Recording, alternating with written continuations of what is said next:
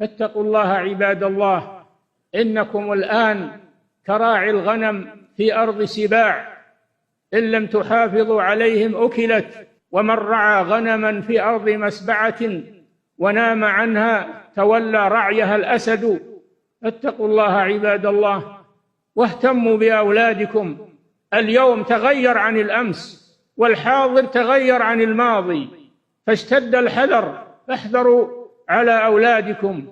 تعاونوا على البر والتقوى، ولا تهملوا ولا تنشغلوا بدنياكم، لا تنشغلوا بدنياكم عن أولادكم، لا تنشغلوا عنهم وتهملوهم وتكلوهم إلى أنفسهم أو إلى أمهاتهم. أنتم المسؤولون عنهم أمام الله، وأنتم الخاسرون إذا فسدوا وضاعوا. فاتقوا الله عباد الله في أنفسكم، واتقوا الله في أولادكم، واتقوا الله في بيوتكم، واتقوا الله في نسائكم، فإنكم مسؤولون عن كل ذلك، والمسؤولية عظيمة. فحافظوا على أولادكم، هذا إذا كانوا ذكورا. أما الإناث والبنات وهن أصعب، البنات اليوم أصعب من الذكور، لأنهن صرن يخرجن إلى المدارس، يخرجن إلى الوظائف وإلى الأعمال، فحافظوا عليهن عند خروجهن، لا يخرجن متجملات، لا يخرجن سافرات، لا يخرجن متهتكات. اضبطوهن بالستر والحياء والحشمة. لا تركب الواحدة مع سائق غير محرم لها، لأن هذه خلوة محرمة. وكم حصل بسبب ركوب البنت مع السائق الذي ليس من محارمها، كم حصل من الكوارث والفساد.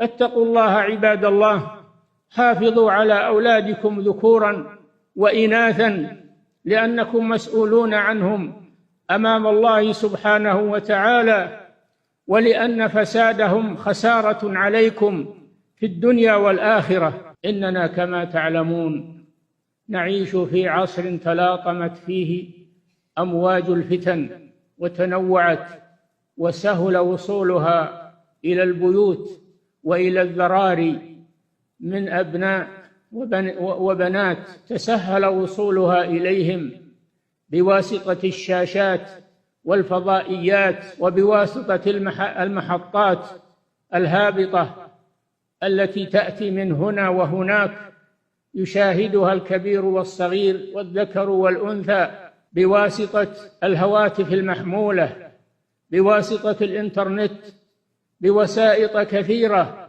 تتنوع وتتحدث وتحدث وتتجدد في كل وقت لأجل الابتلاء والامتحان. فحافظوا على أولادكم من هذه الوسائل، أخلوا بيوتكم منها، راقبوا أولادكم، امنعوهم منها، فإنها والله وسائل شر وتدمير وفساد للدين والأخلاق. عباد الله، إن الأولاد يجب المحافظة عليهم من التسيب من بنين وبنات، التسيب في الشوارع، الذهاب إلى الاستراحات، إلى الحفلات، إلى حافظوا على أولادكم، لأن هذه الأمور يختلط فيها كل شرير وكل داعية إلى فتنة.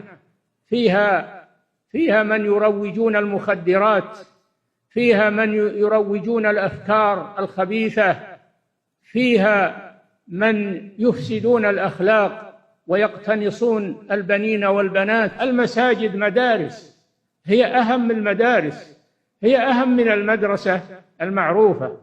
فالمساجد هي المدارس في الحقيقة التي تربي الأولاد على طاعة الله وعبادة الله، وعلى تحصيل العلم النافع والقدوة الصالحة. فحافظوا عليهم في المساجد، لا تضيعوهم، لا تتركوهم ينامون، لا تتركوهم يلهون ويلعبون، احضروهم معكم في المساجد ليتربوا على الطاعة، ليألفوا المساجد، ليروا إخوانهم المسلمين صفوفا يصلون خلف إمامهم، يدعون الله ويذكرون الله، يتلون القرآن. فحافظوا على أولادكم.